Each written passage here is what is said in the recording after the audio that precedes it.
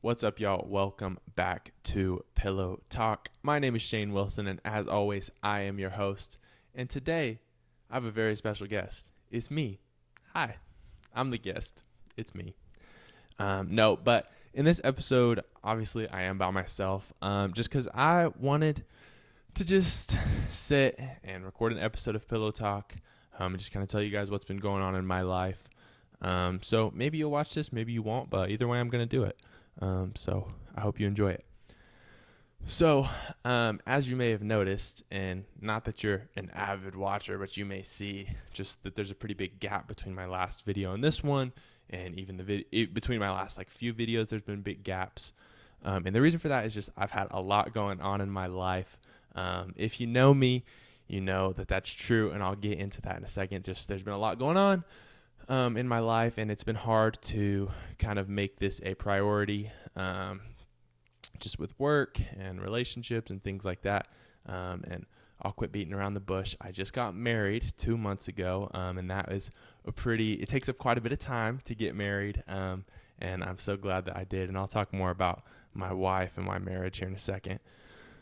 But I just kind of wanted to say that I am going to try to start uploading more videos. I actually changed the name of the channel. The channel used to be Shane Wilson, but I want the whole channel to be Pillow Talk. And so this is kind of like the Pillow Talk show, the podcast, whatever you want to call it, the talk show. And I'm going to upload other videos as well. At least I'm going to try to, just about different things that I enjoy. And maybe it'll pique your interest, maybe not. Subscribe and you can see though. But I just kind of wanted to talk and just get back into it. And I felt the best way to get back into it, because I have been having a hard time finding the time to schedule a guest. And then it's like with scheduling someone, it's like I still have to come up with all the questions and different things like that, which can be kind of hard sometimes. So I was like, I'm just going to interview myself. I can do it whenever I want. I can ask myself whatever I want. Like it's not hard to come up with questions. And honestly, most of the questions today are just questions that I get pretty often from different people. And so I'm just going to kind of answer those. And like I said, maybe you'll find it interesting, maybe not. But I hope you enjoy it. So that's why I kind of have been having gaps in between. It's been hard for me to find the motivation and also just the time. But I do want to try to make it a priority going forward. It's definitely not my top priority, but it is a priority. And I'll kind of tell you, because this is something I get asked, is what is the goal with Pillow Talk? And like I said, Pillow Talk is now going to be all the videos on my channel, not just this. This will still be Pillow Talk season whatever, episode whatever. And that if you see something like that, that is going to be this talk show, podcast, whatever you want to call it. But I'm also going to just be uploading other videos of eating food and different lists and whatever. I don't know yet. I have a few ideas, but we'll see what ends up coming to fruition. And I have a lot of guests. I'm looking here. I keep all my Pillow Talk scripts, if you want to call them that, in an album of notes.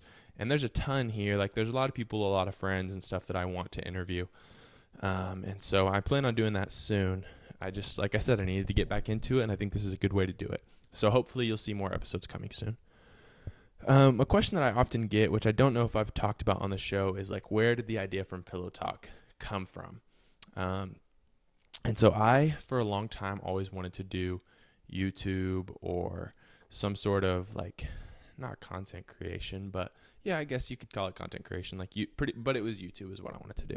And I wasn't sure what that looked like, because I'm not very good at video games. So it would have been hard to be a video game YouTuber. And I'm also awful at editing. If you know, that's kind of a running joke on the show. I'm not tech savvy for somebody born in the 21st century. It's like I can help people if they weren't born in the 21st century, usually figure out their problem. But beyond that, I am not tech savvy in the slightest. So I'm not good at editing or anything like that. Even with my mic setup, it's super simple. And one of my good friends, my pastor, my mentor, Pastor Sampson, he helped me set that up, told me exactly what to do. It's super simple. The way I do it is I'm doing it on voice record. So I know there could be more production to it. But anyways, this is going to be a lot of ranting, if you can't tell, since I'm sitting here by myself. I don't have anyone else to pass it off to. So it's just going to be a lot of me talking, which I guess is kind of the point if I'm doing it by myself. But anyways, but I always knew I wanted to do something. And then, there's the big push for podcasts. And I always say this. I often get referred to, Pillow Talk often gets referred to as, oh, my podcast, whatever, like, how's your podcast going? And I don't get upset at people when they say that. But Pillow Talk isn't meant to be a podcast. That's why I've never uploaded it to Spotify or wherever else you can upload podcasts, is because I meant for it to be more of a talk show, which I know isn't really a thing on YouTube. And even the quote unquote talk shows are podcasts. Like interview podcasts are definitely a thing, and I enjoy those. But mine, I always wanted it to be a talk show, like a late night, even though I don't know when you're watching this, it could be late at night, it could be early in the morning, but a late night talk show. And so that's why I've never uploaded it. I have been considering doing that just to reach more people. But the goal kind of with Pillow Talk is just to, I do it for fun. It's not, if I always tell my wife, if I could make a career out of this, and I've been telling her this for a while, obviously I would, because I would enjoy it so much, but I just don't know if right now I have the time or the ability to put in that effort to make it a full-time career. And it's not, I never really have been someone that's had like a dream job, and I would say this is definitely something I would want to do, but it's not to the point where it's a quote unquote dream job to where I'm going to put all my time into it. So right now it's just meant to be me having fun, uploading videos. And if something more comes of it, cool. If not, cool. But Pillow Talk came from, like I said, I've always wanted to do like a talk show, because I am pretty good with a microphone. Right now you might be questioning that because I'm sitting here just rambling on, but I'm usually pretty good with a microphone in my hand, and I'm good up on stage, and I'm good talking to people. And so I was like, I would love to interview people. Originally, when I went to college, I only went to college for a year, but my first major of like the 5 was that I was going to be in broadcasting, in journalism. And to me, that was always like doing the radio or interviewing people. And even though I chose not to pursue that in the form of a degree, I definitely did want to pursue it in this way. I just think interviewing people or just talking on YouTube to an audience, I just think that's a really cool concept. And so I always wanted to do it. And I was trying to think how I could, because like I said, I'm not good at editing. The things that I enjoy doing are very niche, so they wouldn't reach like a wide population, which even Pillow Talk is pretty niche, because unless you know the person that I'm interviewing, you probably won't watch it unless you just are really that big of a fan of me, which means you're probably a close friend of mine. And obviously that is a very niche group of people. But I was in the shower one day, and this is where all great ideas come. And I was listening to my favorite musical artist, Lil Dicky, and he has a song. I was just shuffling his album, and he has a song called Pillow Talkin', which is about pillow talking, which if you don't know what that is, don't ask me. Go ask your parents, or if you're old enough, you can Google it yourself, or I don't know. You can figure it out. I'm not going to answer the question though. But I was listening to that song, and I was just like, wow, Pillow Talking. That would be such a cool name for a podcast where you're just sitting in bed with pillows in your PJs interviewing people. That was it. That was the whole concept. It came into my mind. Obviously, now I'm not in bed. I have this, but I don't really count as a pillow. I did put my PJs on for it, but so it's evolved a little bit. But after I had that idea, I got out of the shower, I got dressed. This was during the peak of COVID and quarantine, so there wasn't much going on. So I just asked my brother. I was like, "Hey, I'm gonna write some questions. Do you want to be on this podcast?" And I think it was either that day or the next day, he just came over to my room from his room, and we recorded the first episode. And then it just went from there. So that's that. And some of the things that have been keeping me busy, like I said, I got married, and then also just work. And a question I get a lot, and it's from people that obviously this is a question from people you don't know that you'll get a lot if you're meeting them for the first time. It's like, oh, what do you do? Or, what I do for a living, if you don't know, is I work at a real estate office. I actually work for my mother-in-law, at a real estate office that she's the broker of. And I am the office admin, office manager, and like the closing coordinator. So I just get checks and paperwork where it needs to go, help get paperwork into our system, make sure the agents are doing what they need to do with their paperwork, like uploading it where it needs to go. Then I answer phones, send emails. Let me tell you, it's really, really exciting work.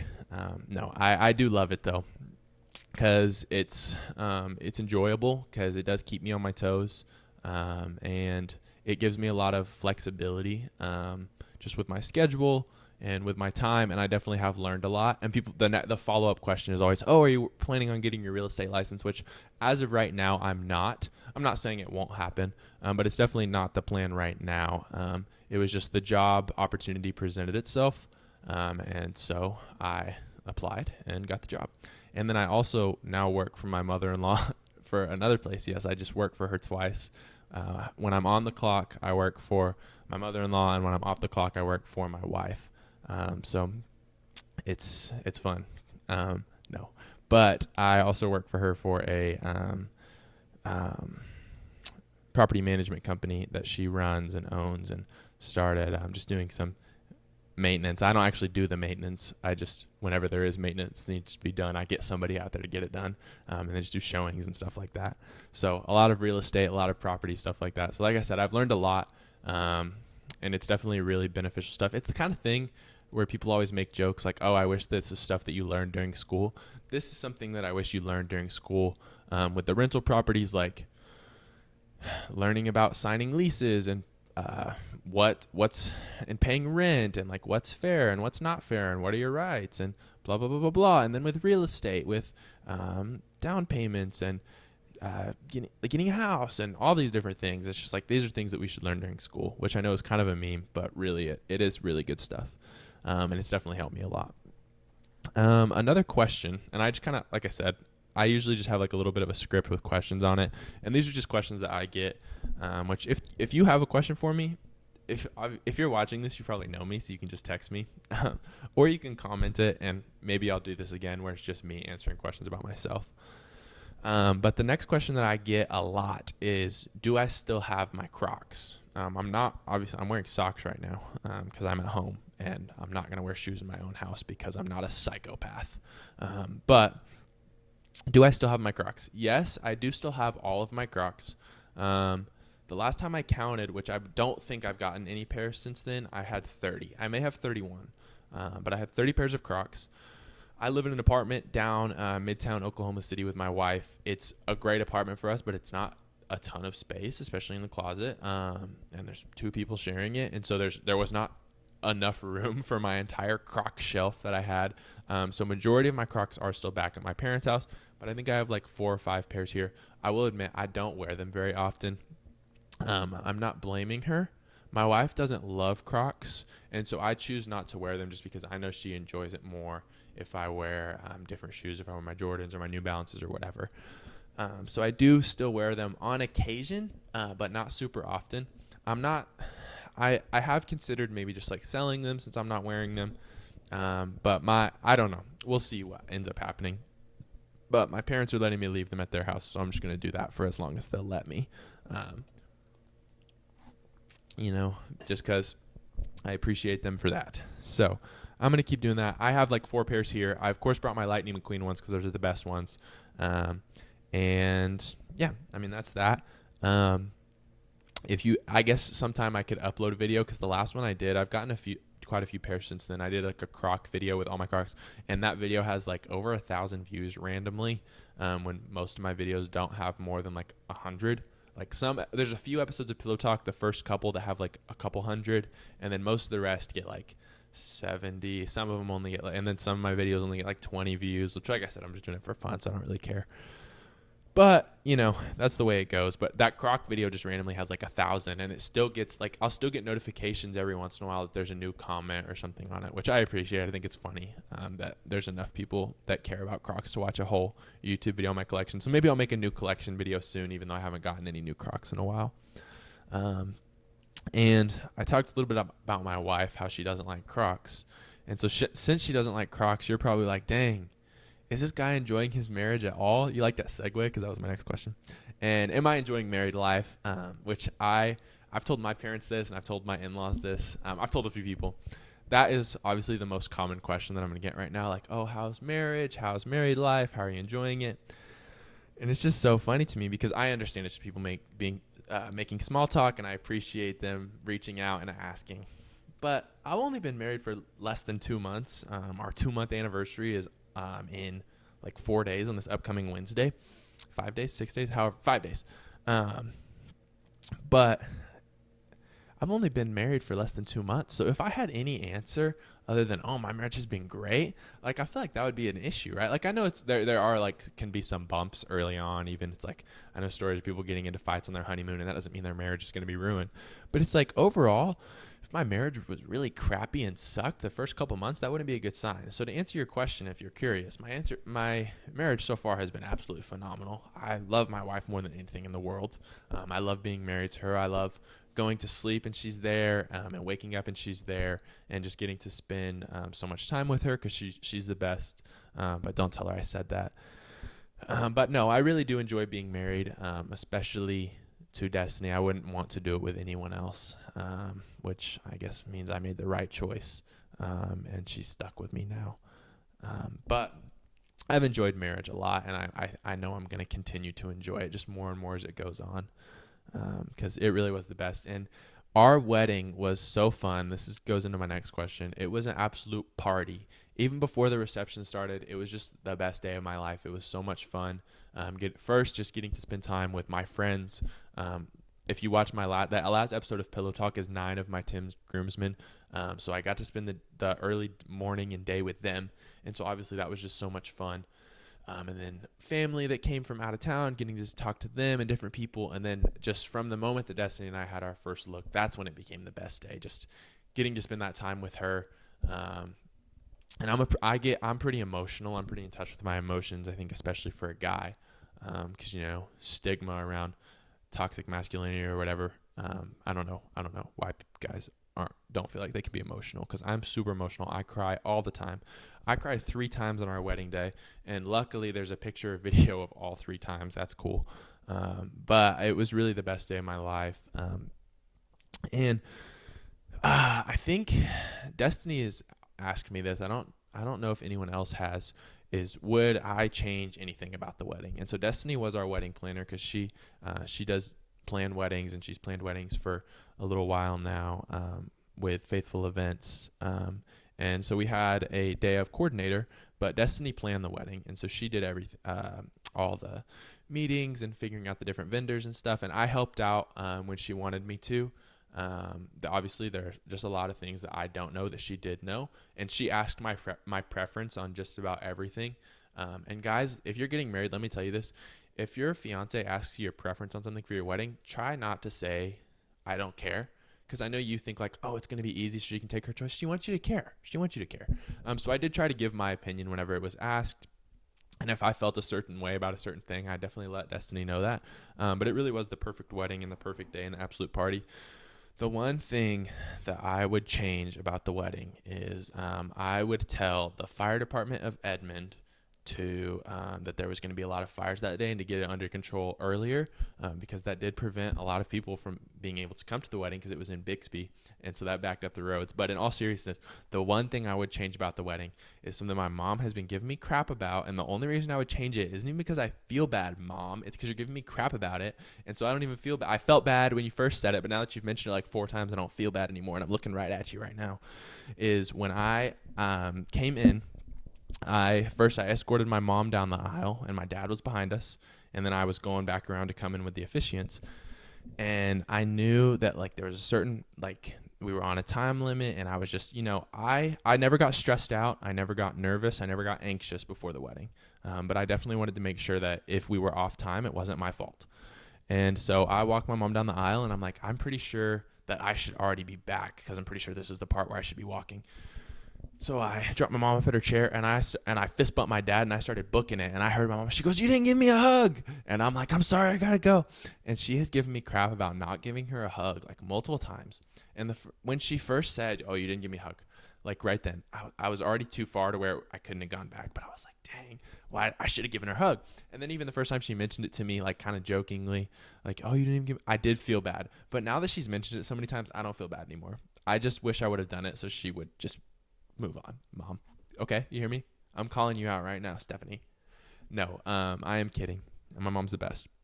And for that, I spun her 2 times during our dance to make it up to her because she absolutely hates dancing. And both times she goes, don't spin me, don't spin me. And I said, it's too late. We're already doing it. You just have to go with it or it's going to be weird. And so she did. And I just didn't want to get offbeat with the wedding and it be my fault. And so, like I said, I know people kept asking me that day and leading up to it, like, oh, are you nervous? Are you nervous? I was never nervous. I know sometimes a thing for people can be like public speaking. Like I said, I enjoy public speaking. I think I'm good at it. So I wasn't nervous about being in front of a crowd. I wasn't nervous about reading. Destiny and I did our personal vows together, but reciting the vows, like the traditional vows in front of a crowd, I wasn't worried about that. I wasn't even worried about kissing her in front of a crowd. I love to kiss Destiny. And I definitely wasn't worried that I was making the wrong choice or getting cold feet or anything like that. So I wasn't nervous or anxious or anything like that. That morning when people kept asking me like, oh, how are you doing? Are you nervous? I said, I'm excited and I'm so ready for this morning to be over so that I can just get out there and marry this woman. Because I was just excited. I was never nervous, never anxious, never anything like that. And I'm not just saying that just to, oh, he thinks I'm cool. It's just like, that's just the truth is I was just excited and I was so ready to get out there and do it. Now with the Crocs thing, this is also going back to that. People have asked me a couple times jokingly. My friends have asked me, my mom has asked me, my parents have asked me, whatever. Like, oh, do you think being with Destiny has changed you at all? And I think that's a very deep question. And I think that it has definitely changed the way I look at life. It's changed the way that I look at my faith. It's changed the way that I look at love. Just being with Destiny has changed all of those things. But me as a person, Destiny and I make jokes that she didn't change me, but she did improve me. Because I dress a lot, not right now because I'm in my PJs, and this is just an episode of Pillow Talk, so I don't have to dress up for you guys because, it's casual, we're friends. But I dress a lot better now on a day-to-day basis than I did prior to dating Destiny because she buys all of my clothes and tells me what to wear them with. I wear cooler shoes. Like I said, I love Crocs, but Crocs aren't cool. But I wear cooler shoes now. I have a better haircut, I think. It's like a few weeks out, but I get a fade now. I never got a fade before I was with Destiny. So I definitely think she has improved me, and not just like physically not just like physically and on the outward, but also obviously also inside. The person that you're with should improve you. But I think she's definitely improved me. She's helped me with people skills, which I already thought I was really good with people, but she's definitely helped me with that. She's helped me with emotionally. So she's definitely improved me, but I wouldn't say that she's changed me because I think deep down, not even deep down, fairly high on the surface, I'm still the exact same person that I've always been, and I think I always will be, and that's why Destiny loves me, is for that person. So I'm not going to change because that's the person that Destiny fell in love with, and I don't want to change and then her fall out of love with me because I'm barely holding on. She's way out of my league. And another thing that has changed recently in my family, over the past couple of years, my brother got married to my sister-in-law Olivia in 2021. And sorry, the years confuse me I'm just going to blame it on COVID. That's why I get confused. Sure. But, got married in 2021. And, so that introduced obviously another family member to our family. I've been talking for so long that my laptop just closed on me, just locked. And then Destiny and I got engaged, and that added another member to our family. So we went from 4 to 6 fairly quickly in a couple years. And then also, between Destiny and I getting engaged in our wedding, my brother and his wife, Olivia, my sister-in-law, they had a wonderful little baby named Trip, who I absolutely adore. And don't tell any of the rest of my family or friends this, but other than Destiny, Trip is my favorite person in the whole world. He is my best bud, and I love him. And being an uncle, this is a question I got a lot, is like, how is being an uncle? It's the best. It is so fun because I just get to show up, every like a couple times a week. Trip gets to see me. He gets really excited when he sees me, and he laughs and he smiles. And Sawyer's always like, "Oh, you always make him smile so much. You always make him laugh." And, boosts my ego a little bit. But I love kids. I love babies, and so I love spending time with him. But then when he starts crying or he starts to smell a little bit, I just hand him back. I'm not his dad. I'm not taking care of him, you know? I'll take care of him if I was babysitting him, obviously, but majority of the time when I'm there, his parents are also there, or my parents are there. So somebody else is like, oh, we'll take him. And I'm like, go ahead. Because I love him more than anything, like I said, other than my wife and Jesus. Other than that, that's the top three is Jesus, my wife, and Trip. And so but I can hand him back when he starts crying or gets a poopy diaper. I would change it, or I would console him, you know. But somebody usually comes and takes him. It's like, I'll get it. I'm like, okay, that's fine with me. So being an uncle is the best. Obviously, I'm not a dad yet, but being an uncle just is a lot. I have a feeling is. I'm not gonna say it's more fun than being a dad because I don't think that's true, and I'm really excited to be a dad. But obviously, it's a lot easier, immensely easier, like exponentially. What other big words can I use? Infinitely. Did I already say that? Was that the first one I used? I don't know. Whatever. But yeah, it's a lot easier than being a dad, obviously, I'm sure. And so it's fun. Being an uncle is fun because I think being a dad is fun. Being an uncle is just like being a dad, except it's not my kid, so I'm not responsible for him. You know, if I was left responsible with him, then I would take the utmost and best care of him. But I'm not responsible for him. You know, yeah. So that's my question. And just to reiterate, if you didn't get it, I love Trip more than unless I'm Destiny. Unless you're listening right now, I love Trip more than you. Not Destiny, but everybody else. I love Trip more than you. And I'm sorry if that hurts your feelings, but hang out with him for a little while and you would understand why. That guy's the best. The next question that I've been getting recently, over the past couple years, but a lot more recently, is how many tattoos do I have and what are they? And as of right now, I didn't write the answers to these questions because I was like, I'll know them all off the top of my head. But I don't know this. I have 1, 2, 3, 4, 5. I have 5. Do I have 5? I think I have 5. We'll go with 5. And this is going to make my parents mad, but I'll probably get a couple more here soon. And I know what they're going to be, but I'm not going to tell you guys because you'll just have to wait and see, I guess, because you're a big fan of me. So you're going to follow along and see, I guess. No, I don't know. But I have 5 right now. And my first one that I got, it says joy. And there's a lot of reasons for that one. I've talked a little bit about it. I don't know about on Pillow Talk, but just in general I have, and I know I've posted on Instagram about it. There's a few reasons I got this one. One of them is my nanny, my mom's mom, my grandma. She passed away a few years ago in 2020, and her name was Joyce. And so that is definitely one of the reasons I got it, was to honor her, even though she would get super mad that I got a tattoo. So I think that's the best way to honor her, is by getting a tattoo, because that would have made her mad. And then the other reason is just that I found my joy, because mental health is something that I struggled with for a long time and something that I'm really passionate about and that really intrigues me. And I struggled with my mental health with depression and anxiety and, all that stuff, all that fun stuff.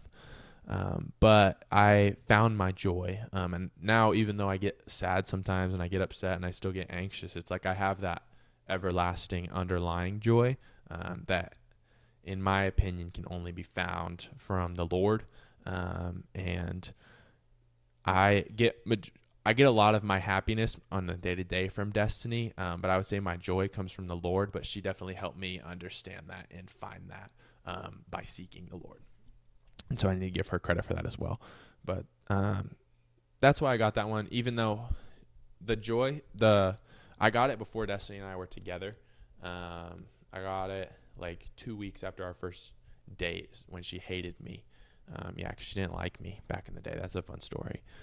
But so I know it may be like, well, he got that and he's saying it's Destiny, but just it's been a over underlying process over a course of time to find that joy, and Destiny helped me find that. My next tattoo was a croc, which I'm not going to show you because it's right here on my thigh. I've shown it on YouTube before.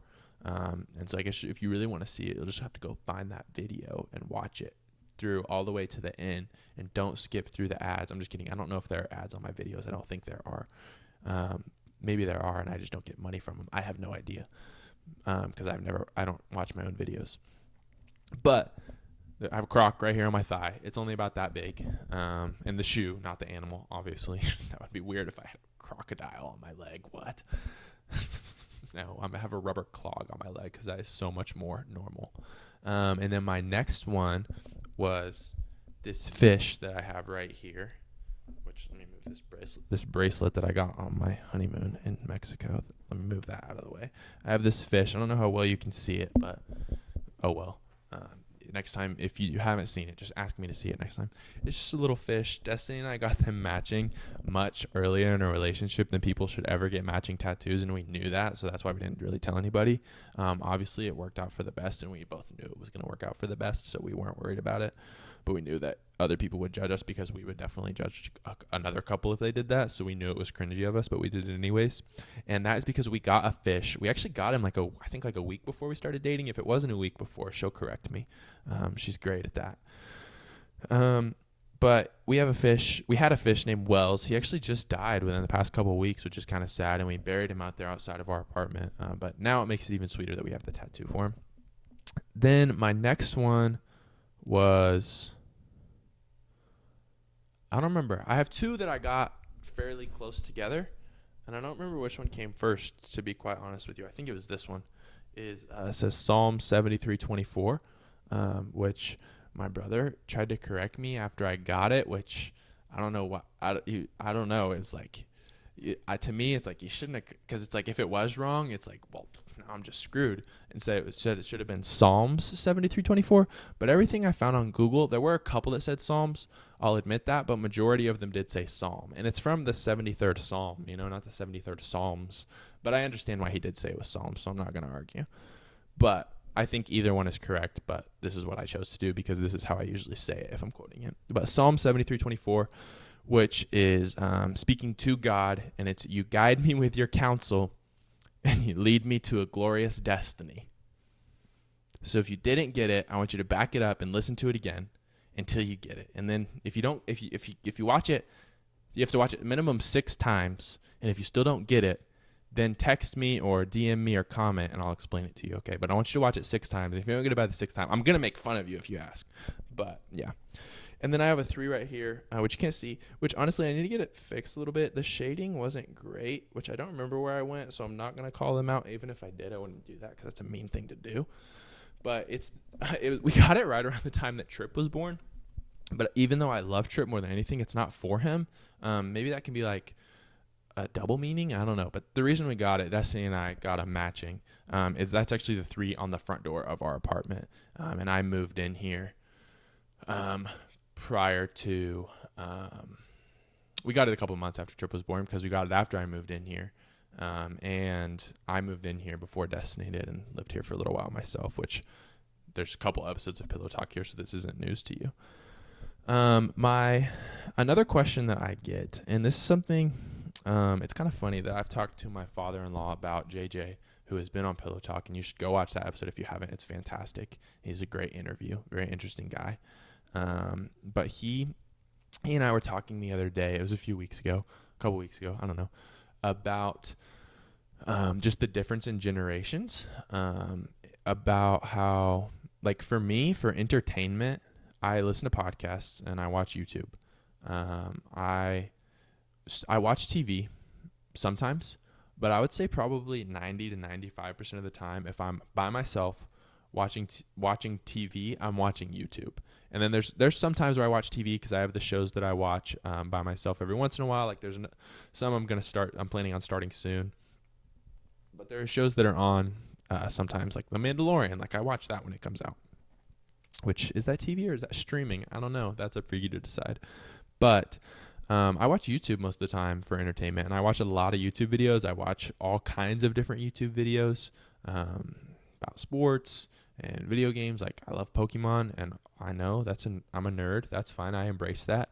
I watch about Marvel and Harry Potter and Star Wars, and then just random lists about movies and stuff, like the Watch Mojo list, just YouTube videos, just all day. I love watching movies too. So I try to watch movies. I explained this to him the other day, and I think I told my mom, maybe not, but I also definitely told my wife this, that there's this weird thing. Whenever I watch a movie, I feel a sense of accomplishment that I don't get when I'm like watching a YouTube video. I still enjoy watching YouTube videos, but it's like for some reason when I watch a movie and I've completed it, I feel a sense of accomplishment. So whatever. So I have been watching more movies recently, and I've been really trying to get into like the art, quote unquote, of films. Now I'm not going to go watch some artistic indie film just unless I've heard really good things about it or it interests me just to watch it. But like I watched majority of the movies that were nominated for the Oscars last year and I really enjoyed it, even though some of them I didn't love the movies. I learned to appreciate stuff beyond just my own enjoyment, which I think is pretty cool. And so I've been watching a lot of movies recently, and I have a list that I reference to my father-in-law all the time because he always recommends movies to me and always like ask me like, oh, have you seen this? I have a list that's like, it's like almost 700 movies, I think, long, maybe more. Because it used to be like 800, but then I like purged it a little bit, but I've been adding more back on. And so I think it's almost like 700 movies long of movies that I want to watch. And I also have a poster that has 100 the 100 best movies just picked by some random dude, I don't know, that made this poster. But I thought it was cool. And so I have that. And my mom, when I used to live at home, she would just go in there and point at a random for me. Now I just text her a picture of it and I'm like, hey, pick one for me. And so I've just been watching random movies. But what was I talking about? What was the question that I asked myself? Oh, but another thing that I do is listen to podcasts. And this kind of goes to the YouTube thing. Is JJ was telling me he watches podcasts or listens to podcasts for like information or to learn something like not educational, but just to learn more about different topics or for information. And then there definitely are a couple that are like sports related or whatever, which I feel like is probably majority of people, especially majority of people in the generations prior to me. But for my generation, it's like I listen to podcasts for entertainment. And a lot of the times, the podcasts that I listen to, I would say, I think just about every single one is somebody that I watched on YouTube first and then became a fan of them and liked them so much that I chose to start watching their podcast as well because I wanted more of their content. And that's pretty much every podcast I listen to. The podcasts I listen to consistently, because there definitely are some that I will listen to give them a try, or I only watch them if there's a certain guest that's on. It's like, okay, then maybe I'll watch it. But the podcast that I listen to consistently, my favorite podcast is called Through the Wire, and it's 4 guys, and they're like mid to late 20s, and they just talk about basketball. Their podcast is usually like an hour and a half. Majority of the time, unless it's like super deep into the season, it's like an hour of basketball and then like half an hour of just them talking about life or music or whatever, which I'm not super into music, but it's cool to listen to them talk about it because it's like some of them know a lot. It's just cool listening to people talk about stuff that they love, in my opinion, or just their lives. And just getting to know people that I've never met. I hope to one day meet them or maybe even have them on here. But it's just cool to me how I can get to know people without ever even having met them. And it's almost weird though, to where it's like, if I met them, I'd be like, I know so much about you. Like, I know that you're getting married this year. I know that you just had a kid. I know what your favorite musical artists are. I know what city you live in. Like, it's kind of strange, but I think it's cool.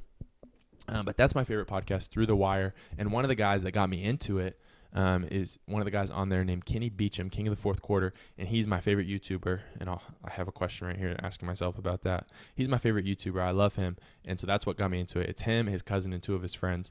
But they're like really been on the up and up. Like, he was on First Take with Stephen A. the other day, and I watched that. That was so cool because I've been watching him since 2016. He was the first YouTube channel I subscribed to ever. And so that's cool. And then just watching them is so cool because I've watched from the beginning. So just seeing them grow and not only get better at podcasting, but also just like learn more about basketball when they already knew so much, but just like seeing them continue to grow is just awesome to me. And it's like they are becoming like way bigger. Like, I was watching one of the playoff games. I don't remember which game it was the other day. And it was like on the scorer's table where they have like the ads. It was like Through the Wire popped up with their faces. I was like, that's cool.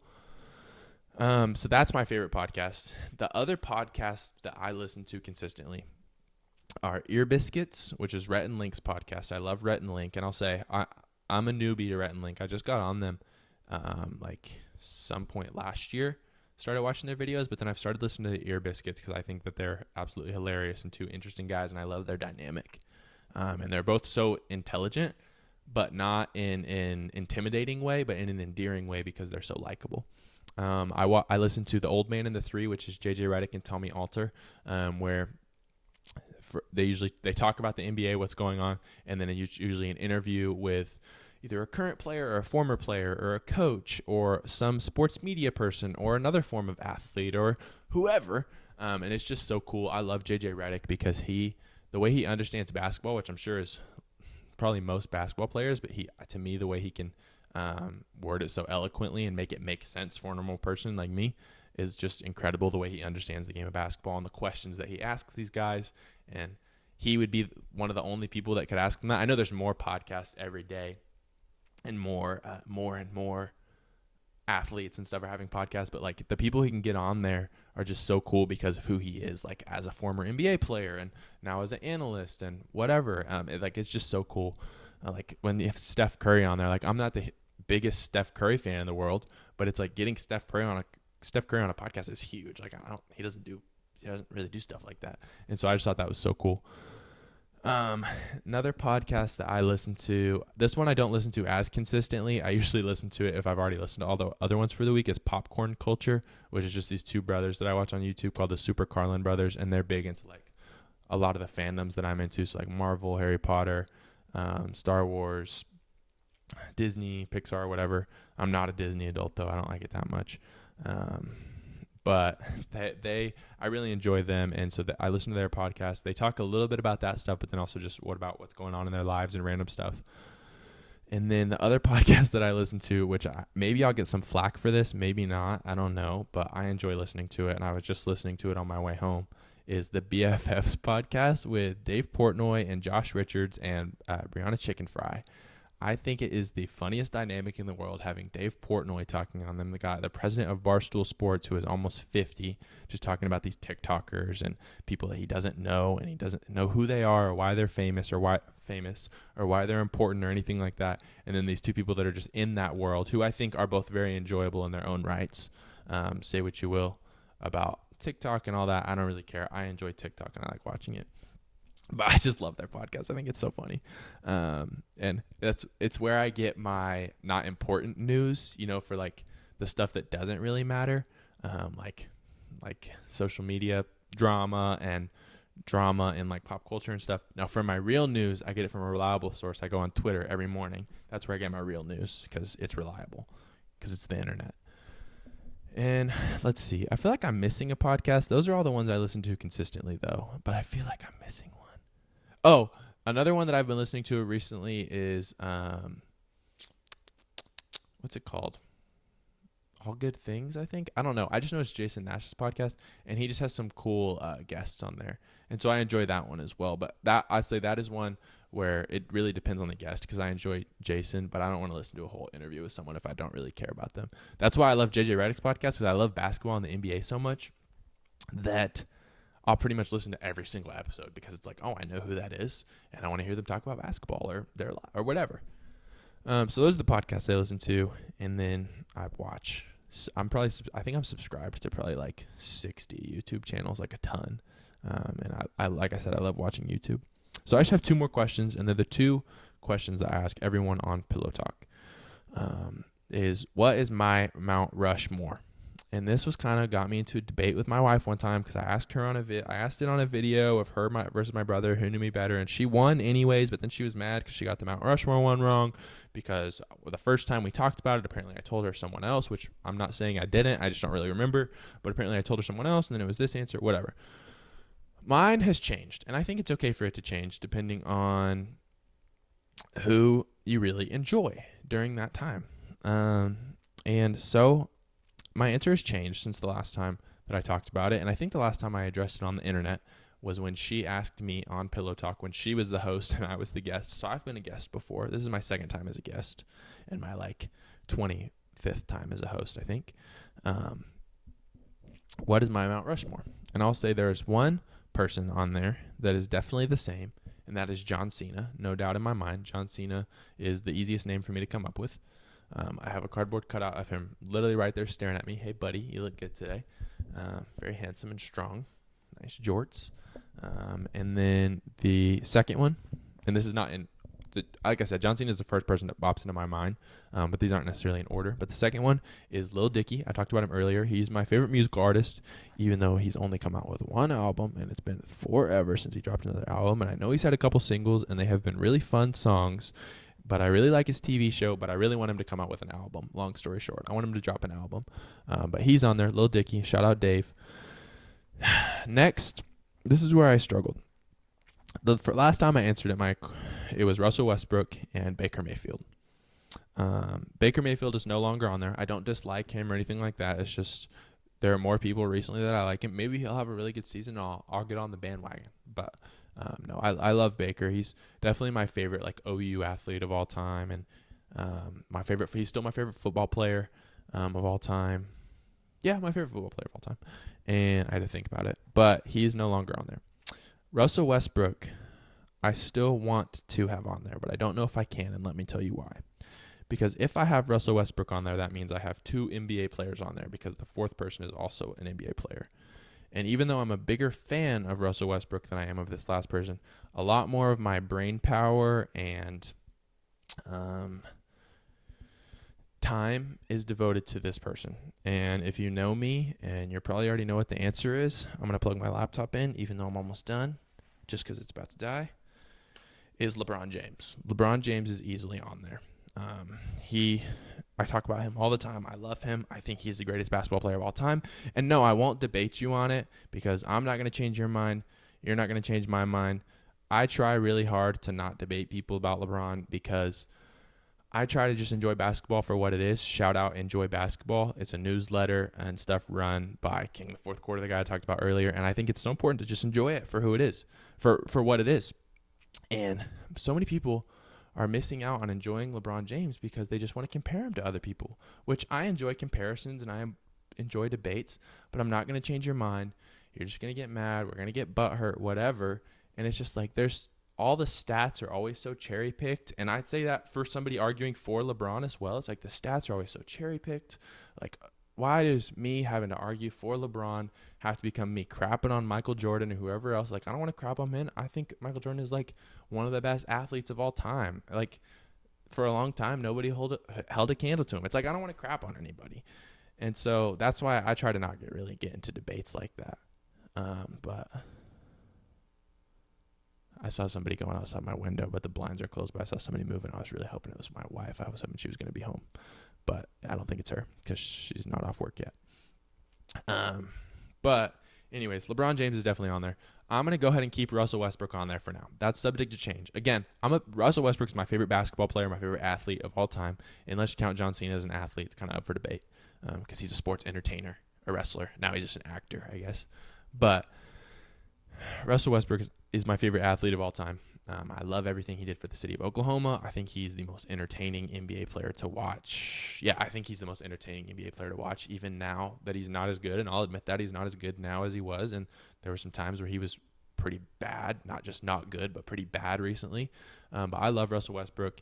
And this has nothing to do with my loss of fandom for him or anything like that. It's just LeBron takes up so much more of my brain space because he's still one of the best players in the world. Again, not a knock on Russ. And like I said, it's such a constant debate of like, oh, LeBron, like, oh, LeBron this, LeBron that. And maybe it's because ESPN always posts about him. I'll admit that. Maybe it's working and it's getting me to think about him all the time. But LeBron, Russell Westbrook, John Cena, and Lil Dicky. And I was talking to my wife about this, and there's not a YouTuber on there. I was talking about how much I love YouTube. But the thing that I love almost more than real people when it comes to like celebrities and fan is fictional characters. And so I'm going to do 2 more Mount Rushmores because I'm the host and I'm in charge and I'm also the guest. So I'm not being rude because I can do whatever I want. I'm going to do a fictional character Mount Rushmore and I'm going to do a YouTuber Mount Rushmore. Go ahead and tell me which one you want to hear first. It's like Dora. You have to yell at the TV. Okay. My YouTuber Mount Rushmore, I don't know. Hopefully it was like 50-50. I don't know. If everybody said YouTuber, I guess would be cool, but I know that's not really how statistics work. But my YouTuber Mount Rushmore, 4 spots.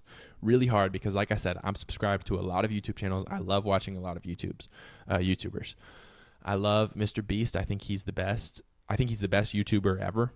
Obviously, the numbers show that as well. But he's not on this list because even though I enjoy watching his videos and watch them pretty quickly after they come out, he's not one of my favorites, even though I'll recognize that he is the best. The Sidemen, I love their videos. They're not on here. There's a lot of YouTubers that I watch, like I said, that are not on this list. Obviously, first off, I've talked about him multiple times already, is King of the Fourth Quarter, Kenny Beecham. Number one, he talks NBA. He does like 2K rebuilds and other 2K videos, but he has like a bunch of channels. So it's like he also does the Through the Wire podcast on YouTube, and then he just talks basketball on his own. We'll talk about other stuff, just breaks down highlights, talks about stuff from a long time ago with basketball. I love him, and he's always been my favorite YouTuber and will be my favorite YouTuber as long as he's a YouTuber and probably even after that. If you go in there, I'm pretty sure the only piece of YouTuber merch that I have, I've had a few, but the only one I still have is his. Second is Rhett and Link, and yes, I'm putting them on one spot. It's Mount Rushmore. I want you to imagine it. I might see if I can do like a little like quote unquote graphic, and I'll put it up. It's half of it is Rhett's face, half of it is Link's face, because I'm not gonna pick one of them because they're both phenomenal. Like I said, I watch them every morning. Good Mythical Morning. I watch it every morning. I do. It's like that's my most old people wake up and watch the news. I don't know. I watch Good Mythical Morning, and I love them. So they're on there, and they take up one spot. The two of them, they get to share it, which they're used to by this point, I'm sure. Third is M&J TV, who I don't talk about this one publicly because it makes my nerd show. Not that I'm scared. It's just I don't really necessarily have people to talk about it with. He's a Pokemon YouTuber, a PokeTuber. So he makes videos just about Pokemon and playing Pokemon, talking about them, showing them, playing against other people. And so I love him. I love his videos. I love Pokemon. It's in my top 5 favorite fandoms. That would be harder. The hardest Mount Rushmore for me is what are my favorite like fandoms and things that I'm into. That would be the hardest. So I'm not going to do that right now because I'm not going to stress myself out, and that would stress me out. Is M&J TV is third. Michael is his name. And the last spot goes to someone who doesn't do YouTube anymore. I'm still subscribed to his channels just in case. But he, for a long time, other than King of the Fourth Quarter, was my favorite YouTuber. I had him on noties. I knew when his videos were going to drop. I looked forward to them, even though they were only 4 minutes and 20 seconds long. Shout out David Dobrik. And I know there's some controversy around him, which, whatever, there's controversy around everybody. I don't really think that it's that big of a deal unless there's just stuff that I don't know, which obviously there probably is. But I know he just does like Snapchat and TikTok and stuff now. But I love David Dobrik. I think his vlogs were revolutionary to YouTube. And like, I don't know. I think he's one of the best, and he still is on my Mount Rushmore, even though he no longer makes YouTube videos. My fictional character, Mount Rushmore. This was hard. My wife and I talked about this the other day, and I don't even know if she knows my final answer because I've changed it 27 times and probably will again. Shout out the number 27. If you know, you know. And I've changed it a bunch, and I probably will change it again. So if I do this again and I ask this question again, it will probably change. But I made a list of probably 25 characters that I love. And I sat there and I stared at it, and I had to pick 4. And I did, and it was dang hard. And so some of the people that didn't make the list are Aang from Avatar The Last Airbender. Yeah, I love that too. Like I said, I'm a nerd. Harry Potter. But then I realized I love the character of Harry Potter, but more than anything, I love the franchise of Harry Potter. So it was more of just like him representing the whole franchise, not necessarily him as a character, although I do love the character. Percy Jackson was on there because that was my favorite books when I was a kid, and I'm really excited for the Disney Plus TV show. That's like the thing I'm looking more forward to than any Marvel movie. I'm looking forward to the Avatar show, but not any Star Wars project. Like everything, I'm looking more forward to Percy Jackson than anything else. But he didn't make it. Forrest Gump is my favorite movie, and I love the character of Forrest Gump, but he didn't make it. There's a lot of people that didn't make the cut. The 4 that I have chosen. Number 1, and maybe this is recency bias, or maybe it's just me appreciating greatness. Number 1 is Ted Lasso, is the first one to go on my Mount Rushmore in all his mustachioid glory.